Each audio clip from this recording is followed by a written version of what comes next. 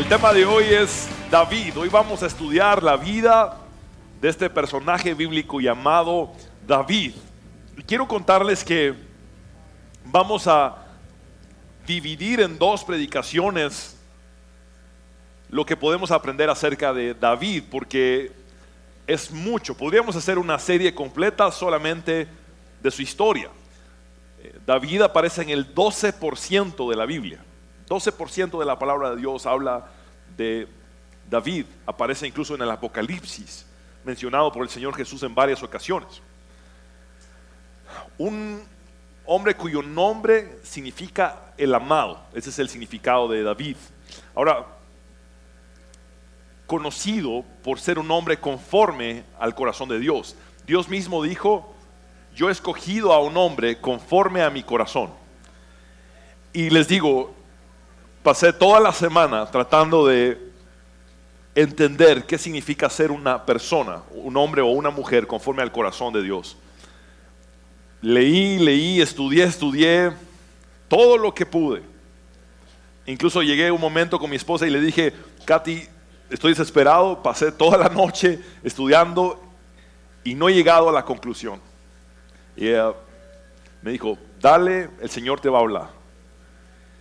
Y fue cuando llegué al final de la vida de David,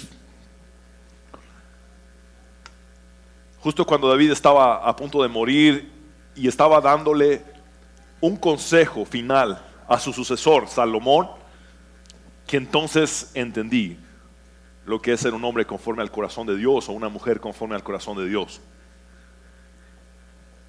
Y quiero que vayamos al texto de esas palabras finales de David a su hijo Salomón, su sucesor. Primera de Crónicas 28:9 dice: y tú, Salomón, hijo mío, reconoce al Dios de tu padre. Y por favor subrayen la palabra reconoce, que es clave esa palabra. Y sírvele con corazón perfecto y con ánimo voluntario, porque Jehová escudriña los corazones de todos y entiende todo intento de los pensamientos. Si tú le buscares, lo hallarás, mas si lo dejares, él te desechará para siempre. Y hoy no tenemos más tiempo que para estudiar lo primero que David le dice a Salomón en este consejo. Y tú, Salomón, hijo mío, reconoce al Dios de tu padre. Hasta allí puedo abarcar en esta predicación. Hasta allí puedo llegar. Por eso tenemos que continuar el próximo domingo. Pero les dije que subrayaran la palabra reconoce, porque esa es la palabra yadá en el hebreo y va a aparecer en las pantallas. La palabra yadá significa conocer, descubrir, tener respeto, pero también significa reconocer la autoridad. Por eso la versión Palabra de Dios para Todos pone así el texto: Salomón, hijo mío, a ti te pido que reconozcas la autoridad del Dios de tu papá. Esas son las palabras reales, finales de David hacia Salomón. Reconozcas la autoridad del Dios de tu padre. Y entonces, al haber visto la vida de David, comprendí lo primero que David hizo para tener un corazón conforme al de Dios fue respetar la autoridad de Dios y respetar la autoridad de Dios delegada en las personas. Siempre que buscaba y leía textos y miraba diferentes escritos, se decía que David era un hombre conforme al corazón de Dios porque era un adorador.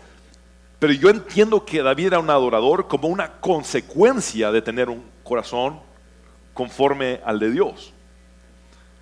No necesariamente por ser un hombre conforme al corazón de Dios era adorador, sino que algo más tenía que haber, y lo traté de encontrar y busqué y llegué hasta este punto. Un hombre conforme al corazón de Dios es el que empieza por reconocer la autoridad de Dios en Dios y en las personas a las que Dios les ha dado autoridad. Vean cómo habla la Biblia acerca de la autoridad. Santiago 4:10: humíllense ante el Señor y Él los exaltará.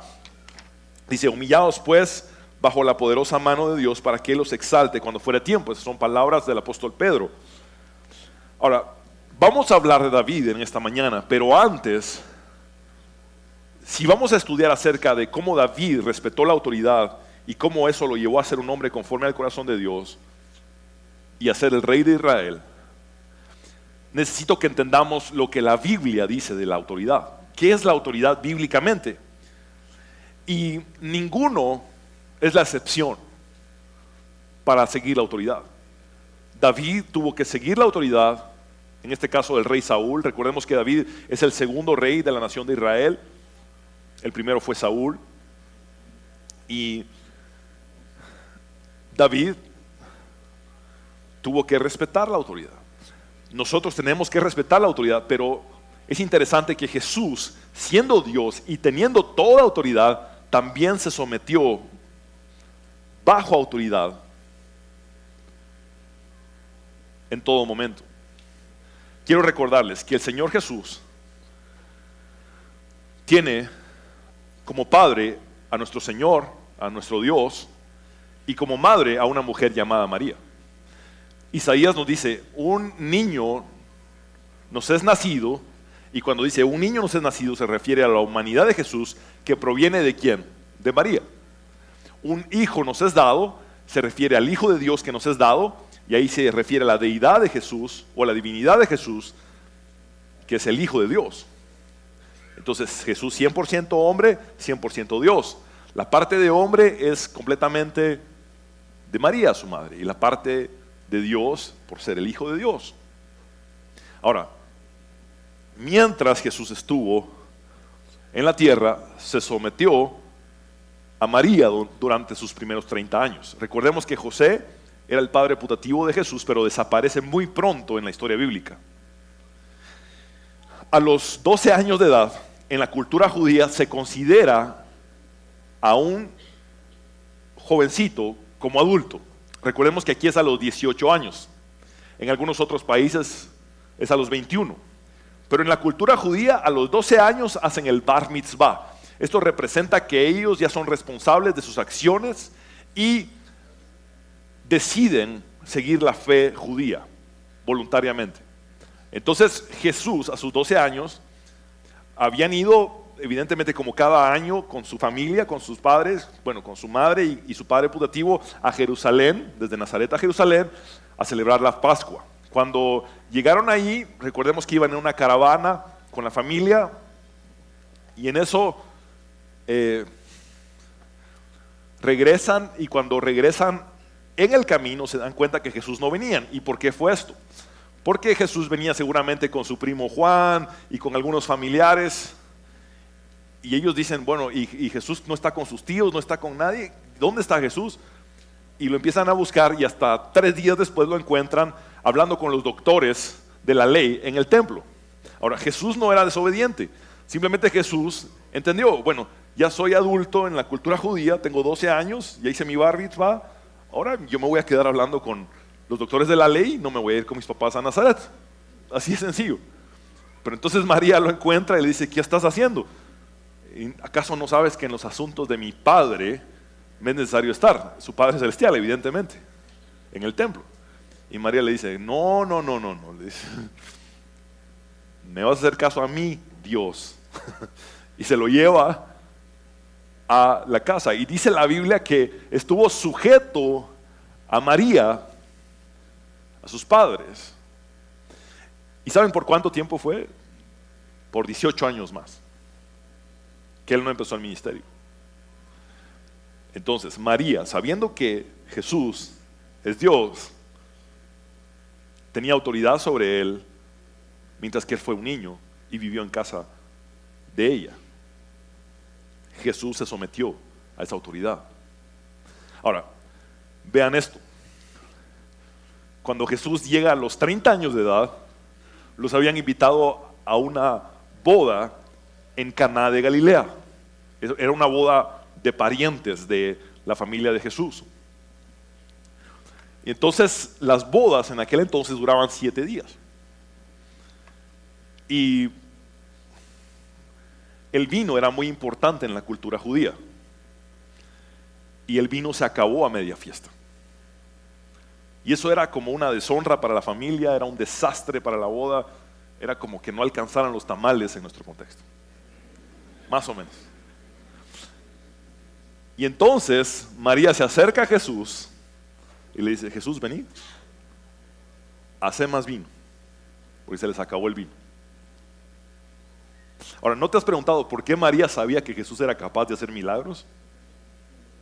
Ahora, este es el primer milagro registrado en la Biblia que hizo Jesús. Juan lo describe como una señal, como la primera señal. Ahora, algo pasó en la niñez de Jesús que María se dio cuenta: puede hacer milagros. No sé, tal vez recordemos que tenían muy cerca el lago de Galilea y seguro María le dijo a Elizabeth: vamos a nadar con Juanito y con Jesucito, ¿verdad? De niños, qué sé yo. Y en eso Juan le dice a Elizabeth: mira, mamá, Jesús no quiere nadar, solo se pone a caminar sobre el agua. Y María: Jesús, métete a nadar como todos los niños, por favor, ¿qué va a decir la gente? ¿Qué sé yo?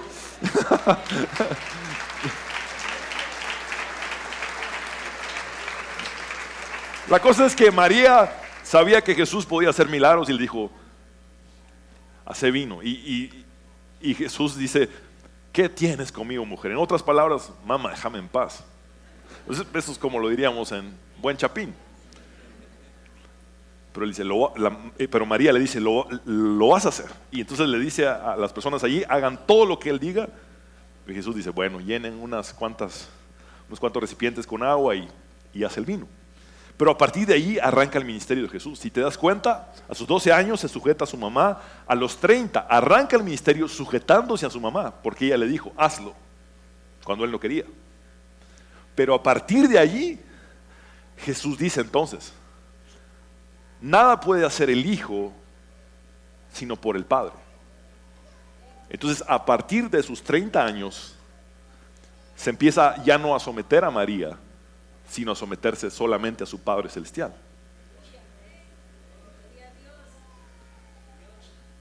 Y María empieza a someterse a Jesús como Dios, como la autoridad que Él es.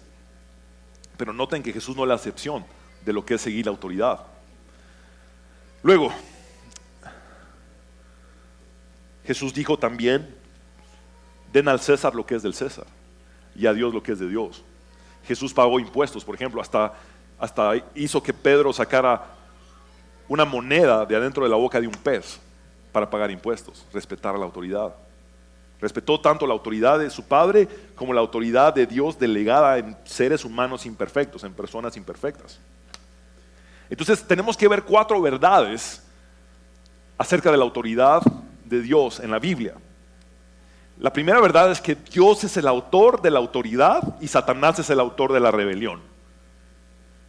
Dios es el autor de la autoridad y Satanás es el autor de la rebelión. Y vamos a leer en pantallas Romanos 13:1-7. Dice: todos debemos someternos a las autoridades, pues no hay autoridad que no venga de Dios. Las autoridades que hay han sido establecidas por Dios. Por lo tanto, aquel que se opone a la autoridad en realidad se opone a lo establecido por Dios. Y los que se oponen acarrean condenación sobre ellos mismos. Porque los gobernantes no están para infundir temor a los que hacen lo bueno, sino a los que hacen lo malo. ¿Quieres vivir sin miedo a la autoridad? Haz lo bueno y tendrás su aprobación, pues la autoridad está al servicio de Dios para tu bien. Pero si haces lo malo, entonces sí debes temer, porque no lleva la espada en vano, sino que está al servicio de Dios para darle su merecido al que hace lo malo. Por lo tanto, es necesario que nos sujetemos a la autoridad, no solo por causa del castigo, sino también por motivos de conciencia.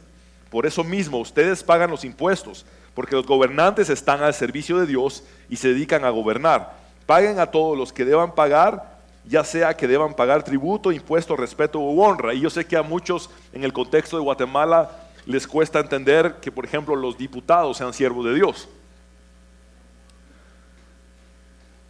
Pero la Biblia lo dice.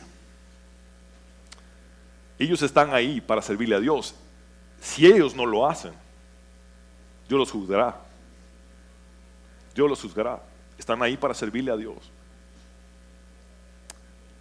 Dice, Toda autoridad proviene de Dios y debemos someternos. Ahora, quiero explicarles un punto teológico. El diablo no se puede arrepentir. Nosotros sí.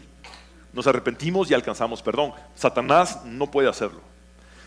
Tanto Isaías 14 como Ezequiel 28 nos relatan la caída de Satanás. Y fue por una rebelión. Ahora, quiero que entiendan esto. Dios dice en la palabra que Lucifer era perfecto.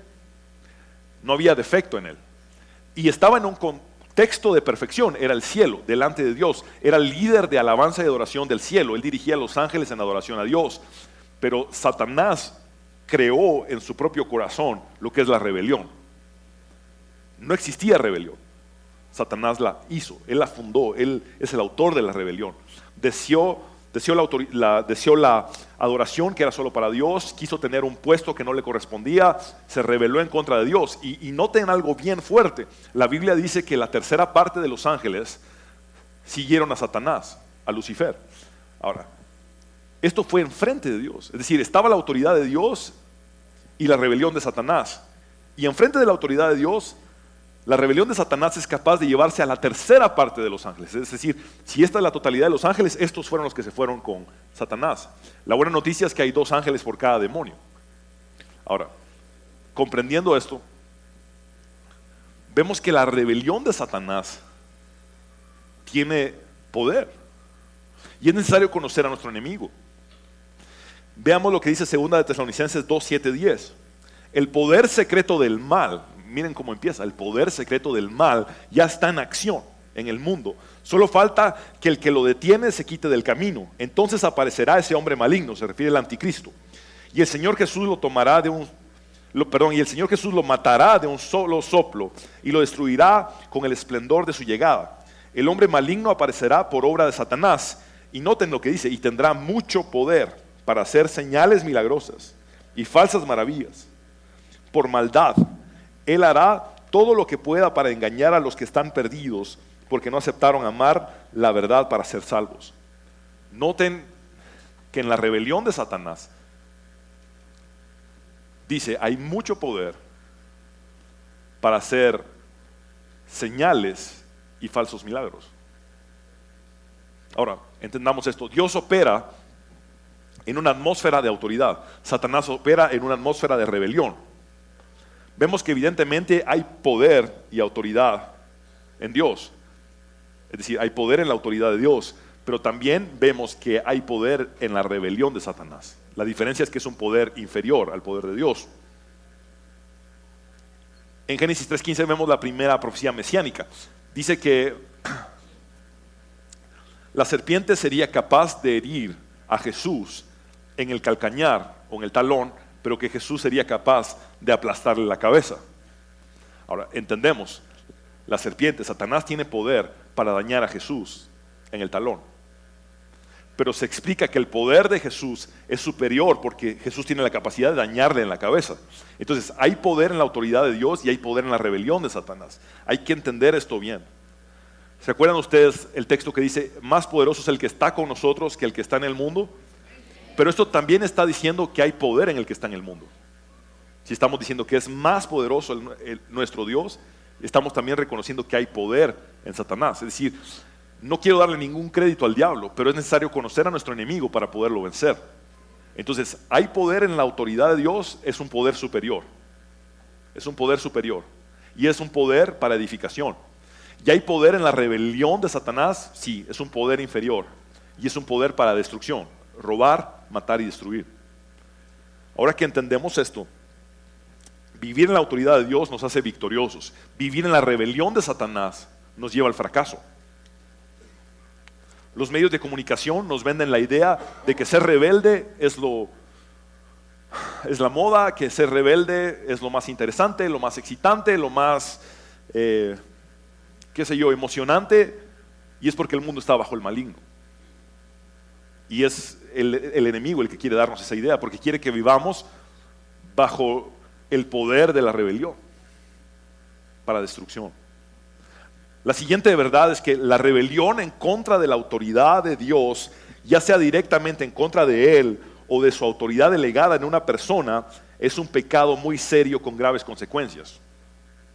Leamos de nuevo Romanos 13, 1, 2. Dice: sométase toda persona a las autoridades superiores, porque no hay autoridad sino de parte de Dios, y las que hay por Dios han sido establecidas. De modo que quien se opone a la autoridad, a lo establecido por Dios, resiste, y los que resisten acarrean condenación para sí mismos.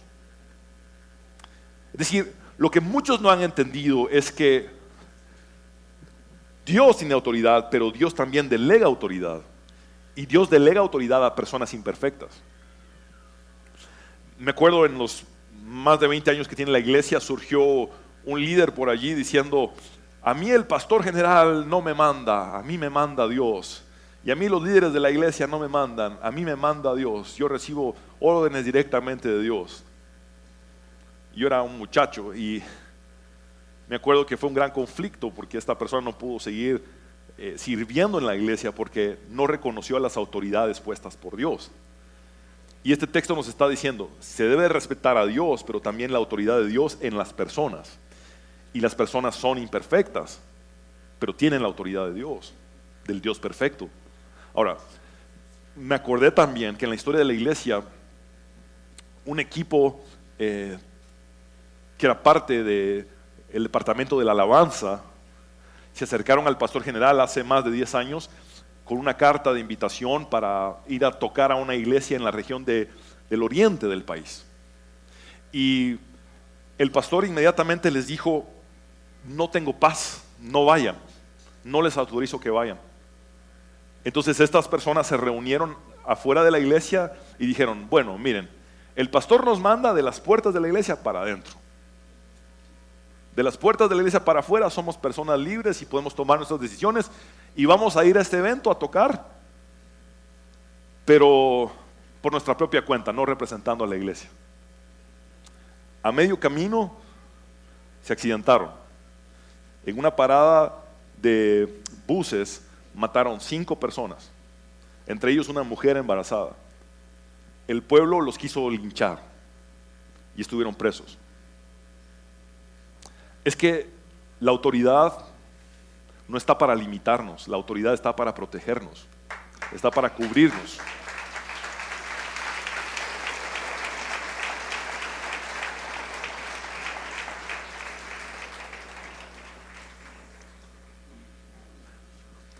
Saúl, por ejemplo, tuvo un grave problema con obedecer a Dios, y Dios lo desechó por desobediente. Dios le dio una orden a Saúl muy fuerte. Dios le dijo a Saúl: quiero que acabes con todos los amalecitas por completo, desde el rey hasta el último bebé recién nacido. Quiero que acabes con todos los amalecitas, con todos sus animales. No quiero que haya nada de los amalecitas sobre la tierra, porque los amalecitas han sido enemigos míos y de mi pueblo desde que mi pueblo salió de Egipto. Y es una instrucción fuerte y contundente. Y entonces Saúl fue y atacó a los amalecitas con 210,000 hombres, un ejército poderosísimo. Los arrasó, acabó con ellos. Pero cuando llegó al rey Agag, dijo: me voy a quedar con el rey como trofeo, no lo voy a matar. Y empezó a ver algunos animales muy lindos, muy bonitos, y dijo: tampoco voy a matar a estos otros animales, me los voy a quedar también. Entonces, una noche Dios le habla a Samuel, al profeta, y le dice: Samuel, yo desecho a Saúl porque me ha desobedecido.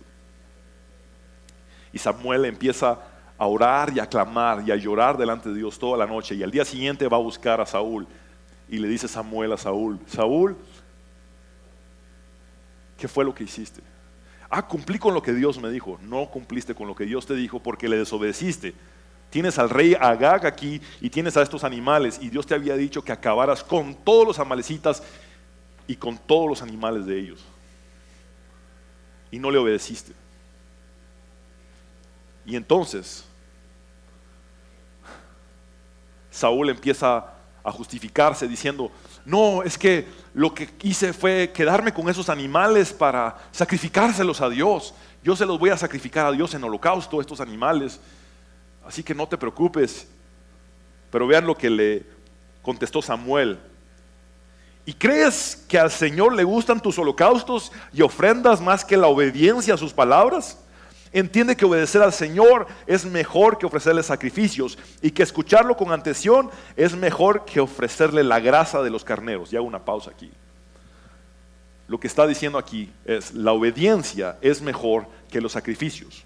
Ahora, si lo ponemos en el contexto actual, nosotros rendimos sacrificio de alabanza a Dios, adoración a Dios. En otras palabras, si tú estás adorando a Dios, pero le estás desobedeciendo, Dios te dice, me interesa más tu obediencia que tu adoración. Me interesa más tu obediencia que tu adoración. Y sigue el texto, mira el versículo 23, que es sumamente clave. Dice, ser rebelde es lo mismo que practicar la adivinación. Por favor, repitan conmigo adivinación. Esa es la palabra hebrea, kesem, que significa también brujería y hechicería. Entonces lo que está diciendo Samuel a Saúl es, ser rebelde es lo mismo que practicar la brujería. Ser rebelde es lo mismo que practicar la hechicería. Y luego sigue diciendo, y ser obstinado, por favor repitan conmigo, obstinado, es lo mismo que ser idólatra. Entendamos esto, le está diciendo, ser rebelde es lo mismo que practicar brujería y ser obstinado es lo mismo que ser idólatra, es lo que le está diciendo. Puesto que tú no tomaste en cuenta lo que el Señor te ordenó, tampoco Él te toma en cuenta como rey de Israel. Entonces Saúl le respondió a Samuel, reconozco mi pecado, he faltado al mandamiento del Señor y a tus palabras, y es que tuve miedo del pueblo y cedí ante sus exigencias. Yo te ruego que me perdones mi pecado y que me acompañes a adorar al Señor. Pero Samuel le contestó, no te voy a acompañar a ninguna parte, puesto que tú no tomaste en cuenta las palabras del Señor, tampoco Él te toma en cuenta como rey de Israel. Ahora quiero explicarlo, porque lo que estaba diciéndole Samuel a Saúl es, para Dios eres tal cual brujo, porque eres rebelde. Y para Dios eres tal cual idólatra, porque eres obstinado. ¿Por qué la rebeldía y la brujería son lo mismo ante los ojos de Dios? ¿Por qué la obstinación y la idolatría son lo mismo ante los ojos de Dios? Voy a explicarles primero el por qué la rebeldía es igual a la brujería. Vamos a hablar un poco de la brujería. Describamos a la brujería, solo para comprender esto, como una religión sin Dios, una religión sin deidad, donde el falso Dios es el brujo. En la brujería, el Dios, entre comillas, el falso Dios es el brujo.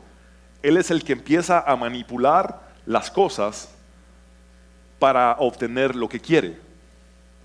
Usa pociones y hechizos para manipular a la naturaleza, para manipular a las personas y para manipular el mundo espiritual, para obtener lo que a fuerzas se desea.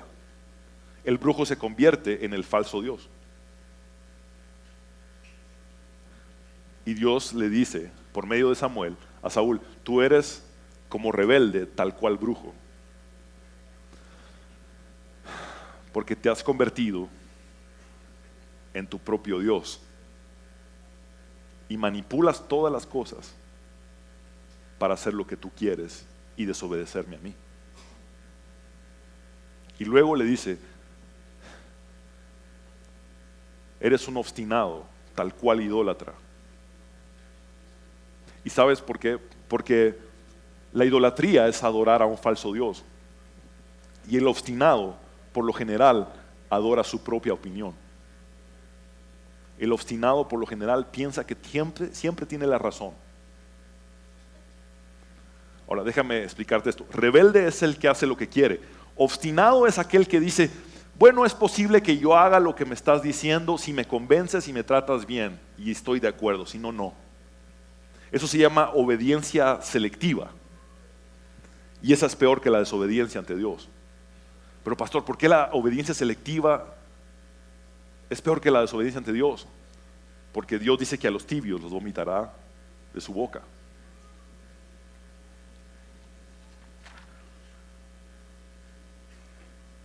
Salomón dijo, y escribió años más tarde, es mejor vivir en el rincón del terrado que con una mujer rencillosa en casa espaciosa. Y esa palabra rencillosa es lo mismo que una mujer obstinada. Ahora, esto lo escribió 3 veces en el libro de Proverbios. Recordemos que tenía 1000 mujeres y seguro se desahogaba al escribir. Ahora, los hombres también somos obstinados muchas veces. Y lo que Salomón está diciendo, es muy complicado compartir la vida con alguien que siempre cree tener la razón, que adora su propia razón, que siempre quiere explicaciones para obedecer, que siempre quiere saber el porqué de las cosas, que siempre tiene que estar de acuerdo y si no, no obedece. El tercer principio es entender y aceptar el principio de la sumisión a la autoridad acelera la revelación espiritual y la madurez. Entender y aceptar el principio de la sumisión a la autoridad acelera la revelación espiritual y la madurez. Y vemos aquí la historia de Jesús y un centurión romano.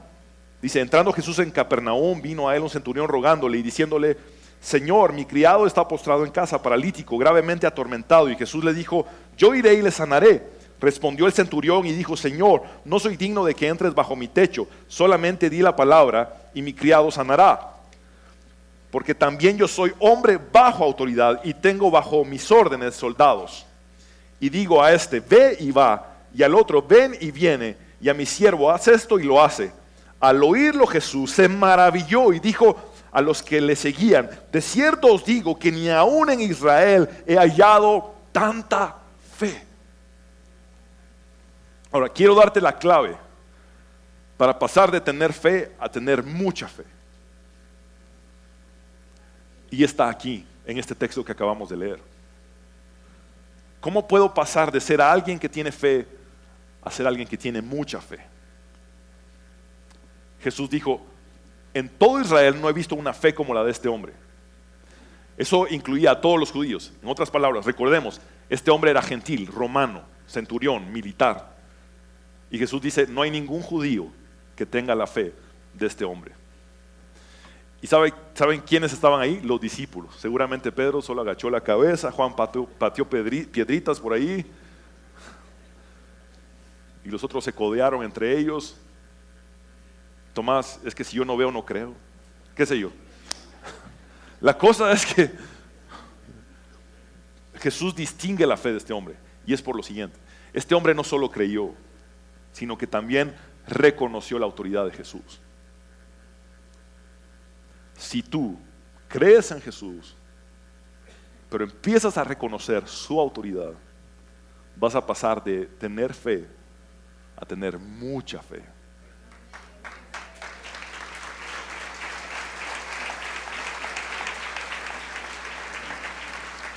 Los fariseos, los saduceos, los escribas, los religiosos de la época de Jesús solamente cuestionaban su autoridad.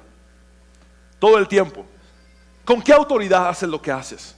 ¿En nombre de quién vienes? ¿Quién te crees que eres? ¿Quién eres tú para sanar a alguien en el día de reposo? Siempre cuestionaron la autoridad de Dios. Pero para un soldado era lo más fácil distinguir autoridad. ¿Saben por qué? Los soldados tienen un dicho, por lo menos en Guatemala, que dice, las órdenes se cumplen y no se discuten. Un soldado no cuestiona órdenes, simplemente las acata. Y este militar romano sabía, yo tengo autoridad y estoy bajo autoridad. Y tú, espiritualmente, tienes autoridad. Y este hombre fue el de mayor fe descrito en la palabra de Dios. El cuarto principio es que la sumisión a la autoridad trae el favor sobrenatural, la bendición y la protección de Dios. La sumisión a la autoridad trae el favor sobrenatural, la bendición y la protección de Dios. Quiero explicarte algo. El amor de Dios por ti es incondicional. Dios es amor, Dios es eterno e infinito. Y Él te ama completamente. Dios no te puede amar más, porque no existe más amor. Él dice en su palabra, con amor eterno te he amado. Ahora déjame decirte que sí está condicionado a tus acciones, su bendición.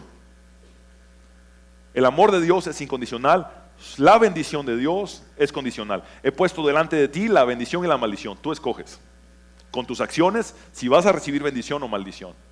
Si me obedeces, eres bendecido. Si me desobedeces, viene la maldición sobre ti. Ahora, entendámoslo bien. Si tú perdonas, serás perdonado. Si tú das, serás prosperado. Si tú obedeces, serás bendecido.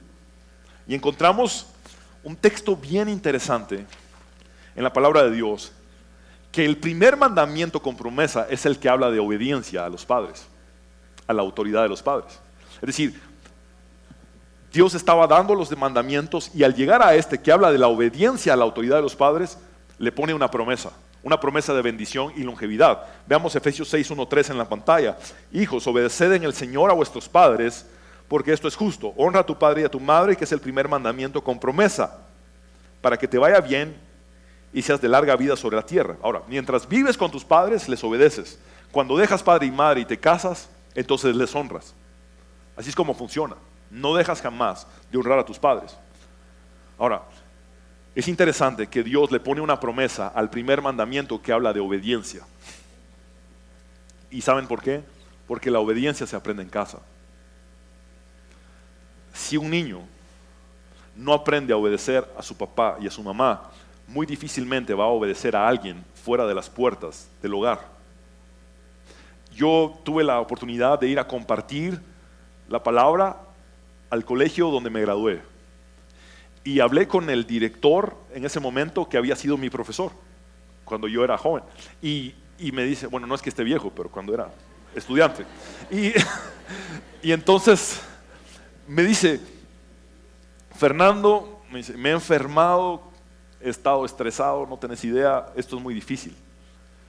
Cuando vos estudiabas aquí, me dijo, y hacías una travesura, entre tu papá y yo te agarrábamos. Y yo me acuerdo, le dije, yo me acuerdo. Pero ahora, me dice, son los niños y los papás en contra de uno. Uno es el malo, el colegio es el malo, los maestros son los malos, el niño es un santo y los papás son perfectos. No se dan cuenta esos padres que están provocando a rebeldía a sus hijos y que eso trae condenación. Toda autoridad es dada por Dios. ¿Sabes tú que la autoridad de Dios está en un policía de tránsito entonces? Y que cuando le faltas el respeto a un policía de tránsito, se lo faltas a Dios. Así es como Dios lo ve. Él tiene la autoridad y Él da la autoridad a las personas, a los hombres y a las mujeres. Y tenemos que respetar la autoridad que Dios ha puesto en las personas, aunque sean imperfectas. Entonces, obedecer desde niño nos lleva a tener una mejor sociedad. Ahora, una vez que hemos entendido el principio o los principios de autoridad en la Biblia, es necesario que entendamos que somos probados también. Dios nos prueba. Nuestra fe es probada. Porque es fácil obedecer cuando estoy de acuerdo. Qué fácil es obedecer cuando estoy de acuerdo. Si me llaman de la SAT y me dicen, mira, te queremos devolver mucho más dinero porque has pagado tantos impuestos, estoy de acuerdo, gracias, no hay problema. Pero si me llaman de la SAT, mire, al azar quedó usted para ser inspeccionado por nosotros, entonces ya cuesta estar de acuerdo. Igual, es fácil obedecer cuando entiendo las cosas, pero no es fácil obedecer cuando no las entiendo. Entonces nuestra fe es probada. Y ahora quiero volver a la historia de David. Pero antes tengo que hacer un preámbulo de lo que sucedió en Israel cuando Dios era el rey de Israel. Recordemos que Israel era la única nación sin un rey humano. El rey de Israel era solamente Dios. Y resulta que el pueblo estaba siendo muy atormentado por Naas, el rey de los amonitas. Y resulta que todos los israelitas que vivían del lado este del río Jordán, cada vez que los amonitas los podían agarrar, a los hombres específicamente, los agarraban y les sacaban el ojo derecho. Y resultó que ya la mitad de los hombres del lado este del Jordán eran tuertos. Entonces estaban desesperados y fueron a buscar a Samuel, no porque dijeron ellos, realmente nos hace falta un rey que nos dirija en la batalla, nuestros enemigos están haciendo lo que quieren con nosotros. Entonces Samuel habla con Dios, Dios le dice, no les conviene tener un rey, porque si tienen un rey, el rey los va a explotar, el rey se va a adueñar de sus cosas, de sus posesiones, va a ponerlos a trabajar para su servicio. Pero como insistieron los israelitas, Dios les dio un rey, y ese fue Saúl, un pésimo rey, desobediente y desechado por Dios. Ahora, entendiendo que Saúl había desobedecido a Dios y fue desechado por Dios, David fue ungido en lo secreto por Samuel. Recordemos que David era el menor de 8 hermanos, el que cuidaba las ovejas de su padre, y fue ungido en lo secreto como rey de Israel. Ahora, en este contexto, resulta que David, ya como un ungido de Dios para ser el futuro rey de Israel, llega al campo de batalla cuando está Goliat, el gigante, humillando al pueblo de Dios. Y David lo que estaba haciendo era llevando comida para sus hermanos que eran soldados. Y en eso ve que ninguno se atrevía a enfrentar al gigante. Y les recuerdo que la Biblia nos dice que Saúl era el más alto de todo Israel. Dice que Saúl era más alto de hombros para arriba que el resto de las personas en Israel. Por eso lo escogieron como rey. Ahora, Saúl no era un gigante, Goliat sí era un gigante. Y Saúl, siendo el más alto, no se atrevió a pelear contra el gigante Goliat. Entonces llega David, un muchacho, y dice a Saúl, yo soy tu siervo. Ahora recordemos, David ya había sido ungido. Y llega y dice, yo soy tu siervo. Y como tu siervo quiero ir y enfrentar a ese gigante. Entonces Saúl le dice, no, de ninguna manera, porque tú eres solo un muchacho. El gigante te va a matar. Y David le dice, tu siervo, nuevamente, noten esas palabras, tu siervo era pastor de las ovejas de su padre.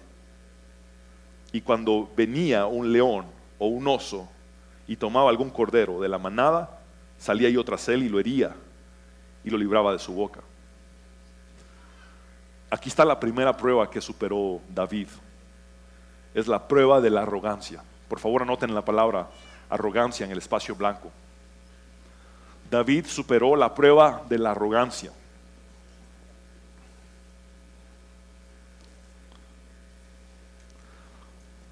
Recordemos que David ya había sido ungido como rey de Israel y llegó ante el rey Saúl a decirle, yo soy tu siervo y estoy para servirte. Ahora, ¿qué hubiera podido hacer David en ese momento? Llegar con Saúl y decirle, Saúl, voy a derribar a ese gigante. Y Saúl decirle, no, de ninguna manera, eres solo un muchacho. David hubiera podido contestar, Saúl, ¿sabes con quién estás hablando? ¿Sabes quién llegó a mi casa el otro día? ¿Sabes quién me ungió el otro día? No me rayes la corona, no me rayes la corona. Pero David no hizo eso. David dijo, tu siervo está para servirte.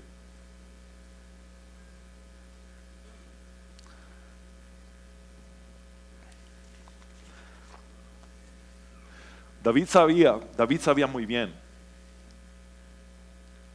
que enfrentar al gigante sin la bendición de Saúl era fracasar. David necesitaba la bendición, el aval del ungido de Dios para poder vencer al gigante. Pienso que la razón principal por la que Dios creó la autoridad es para mantenernos humildes. Recordemos que Dios es la sujeción del cielo para la rebelión de esta tierra. Dios es la humildad del cielo para la soberbia de esta tierra. La segunda prueba que superó David fue la prueba del abuso. Por favor, anoten la palabra abuso en el espacio en blanco. David superó la prueba del abuso. Esa es una pregunta muy constante. De hecho, en el primer servicio di una consejería y recibí esta pregunta: ¿qué hago si mi jefe es abusivo? Si mi autoridad es abusiva.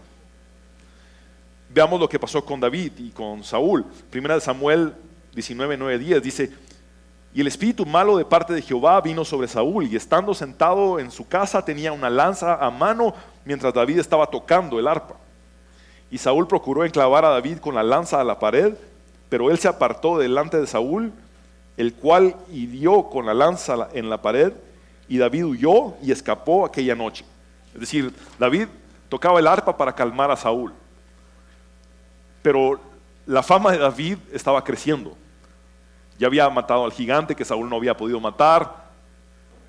La gente cantaba una canción que decía: Saúl mató a miles y David a sus 10,000. Y como que no le gustaba a Saúl esto, y en un momento dado, cuando David estaba tocando el arpa, agarró el lanza y lo quiso matar. David se logró quitar y huyó. Ahora, recordemos que David había matado a un gigante. Saúl era más fácil de matar que Goliat. Y que la reacción más común hubiera sido: me tiraste la lanza, aquí te va de regreso, Saúl. Esa es la prueba del abuso. David no levantó su mano en contra de Saúl, pero huyó del abuso. Y eso es algo bien importante. No permaneció en el lugar para seguir siendo abusado, sino que se retiró, huyó del abuso, sin responder mal por mal. David siempre respondió con bien el mal que Saúl le hacía, porque sabía que Saúl tenía la autoridad delegada de Dios. Primera de Pedro 2, 13, 19 dice: por causa del Señor someteos a toda institución humana, ya sea al rey como a superior, ya a los gobernadores como por él enviados para castigo de los malhechores y alabanza de los que hacen bien, porque esta es la voluntad de Dios, que haciendo bien hagáis callar la ignorancia de los hombres insensatos, como libres, pero no como los que tienen la libertad como pretexto para hacer lo malo, sino como siervos de Dios. Honrad a todos, amad a los hermanos, temed a Dios, honrad al rey. Criados, es decir, subordinados, estad sujetos con todo respeto a vuestros amos, es decir, a vuestros superiores. No solamente a los buenos y afables, y aquí está la clave, sino también a los difíciles de soportar. Y yo sé que muchos se identificarán con lo que es tener un jefe difícil de soportar. Porque esto merece aprobación, si alguno a causa de la conciencia delante de Dios sufre molestias padeciendo injustamente. Ahora, quiero que entendamos esto. Una cosa es sufrir molestias y otra cosa es el daño que causa el abuso. Es decir, aquí está diciendo el apóstol Pedro: si sufren molestias, perseveren con sus jefes, honrándolos, trabajando para ellos. Si sufren molestias. Pero en el caso de tener el daño que ocasiona el abuso, lo que corresponde es huir, como David lo hizo. Por ejemplo, el caso de una mujer que es abusada por su esposo. La primera vez es víctima, la segunda vez es voluntaria. Porque si sabe que el esposo tiene un patrón de abuso, le corresponde huir. ¿Y saben qué? Yo creo en la separación constructiva, no en el divorcio, pero sí en la separación constructiva. Una mujer abusada le puede decir a su esposo: no me voy a divorciar de ti, simplemente me voy a alejar de ti porque abusas de mí, para darte el tiempo para que tú recapacites, cambies, busques ayuda. que Dios te transforme y luego podamos volver a ser esposos y estar juntos.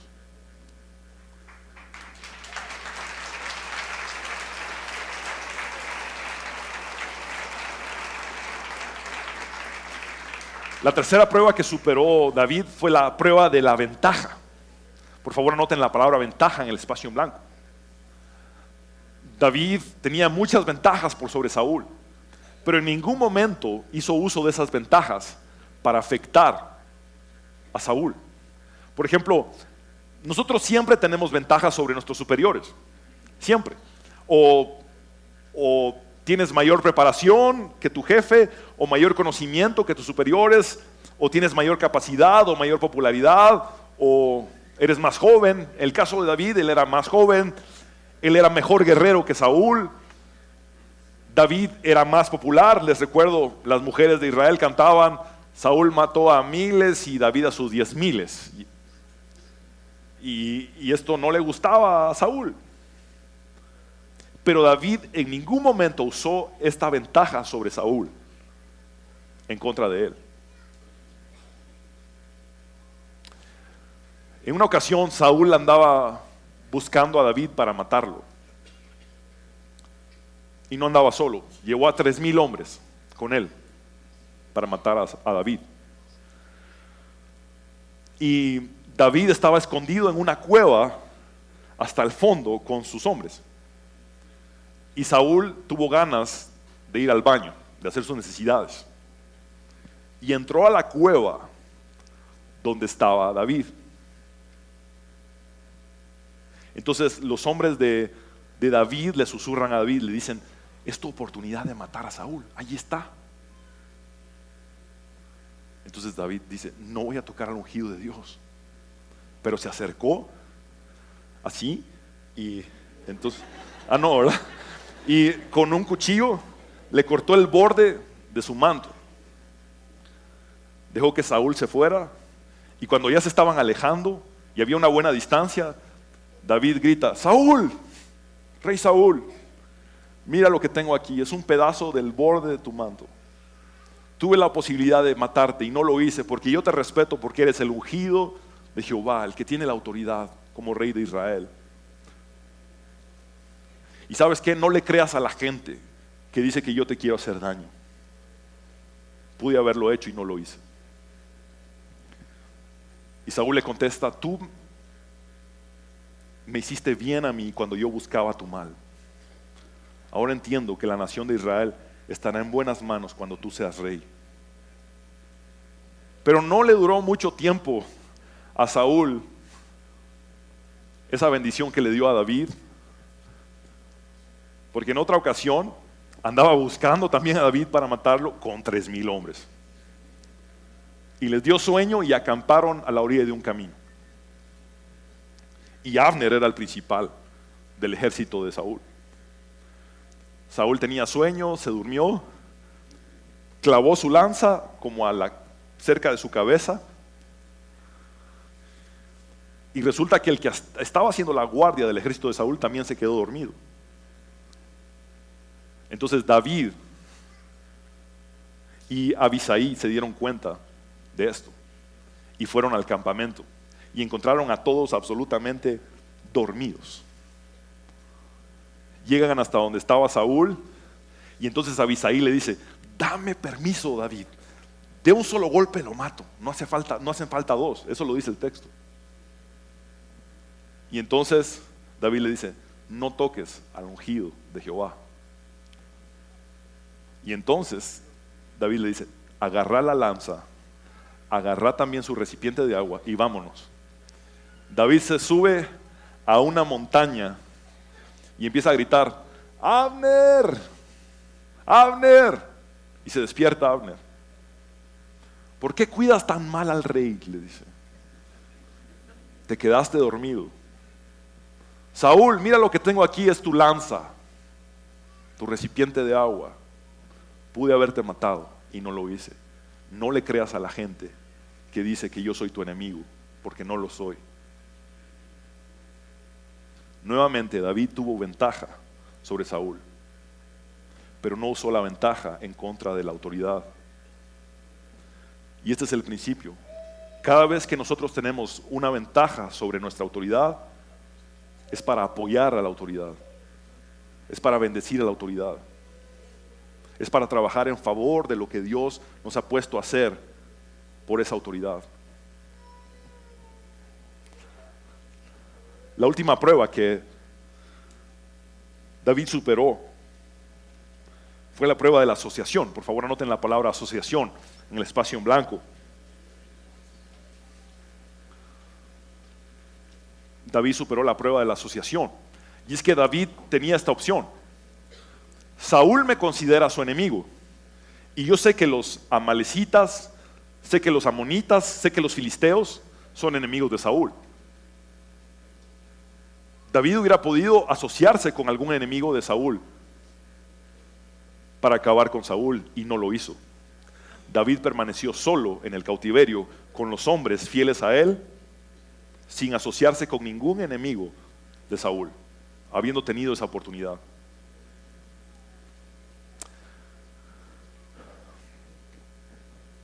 Relata la historia que cuando Saúl murió en la batalla,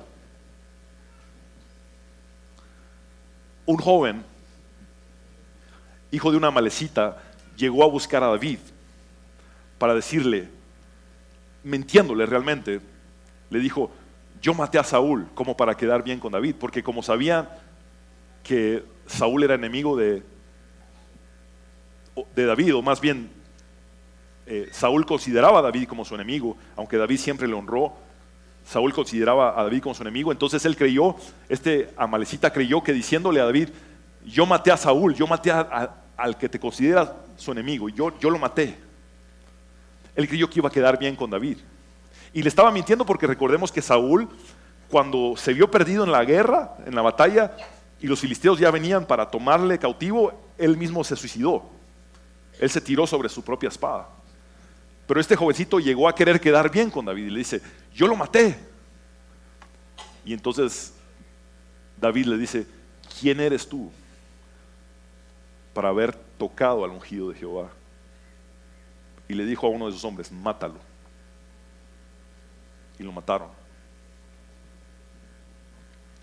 Nunca David se asoció con un enemigo de Saúl.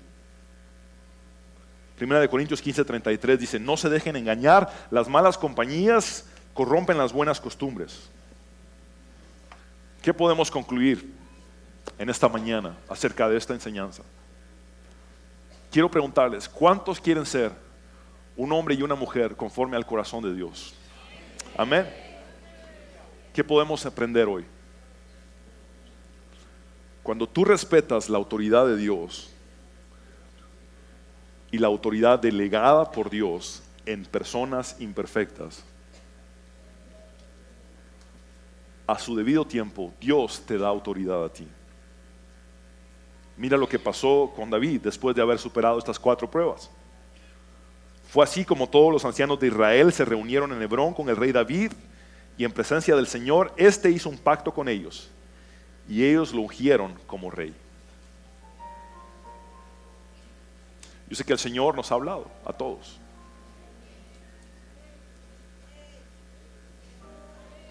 El enemigo quiere sembrar rebeldía todo el tiempo. Rebeldía todo el tiempo en nosotros. Pero nosotros debemos de someternos a la autoridad de Dios, sujetarnos, y eso nos dará la victoria. Eso nos hará salir avantes. Yo te invito a que te pongas de pie un momento, por favor. Vamos a orar.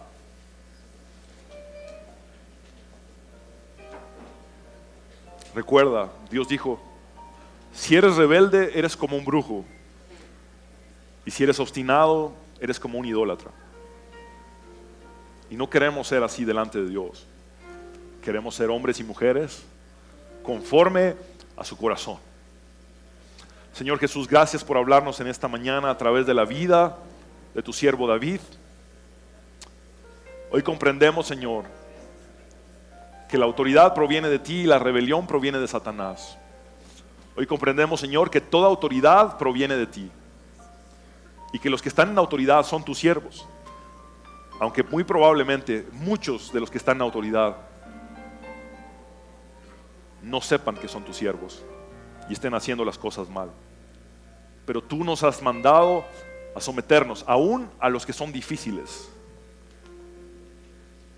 de seguir. Señor, danos sabiduría, danos la humildad necesaria, que podamos, Señor, someternos, que podamos sujetarnos, que podamos reconocer autoridad, no solamente en ti, sino en las personas a las cuales tú les has dado autoridad sobre nosotros.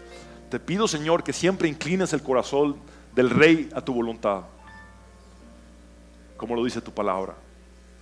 Y hoy, Señor, decidimos vivir como David vivió, superando cada una de estas pruebas para honrarte a ti. David aparentemente honró a Saúl, pero a quien más honró fue a ti. Respetó a tu ungido. Enséñanos, Señor, a obedecer. Enséñanos, Señor, a respetar, a servirte, a seguirte.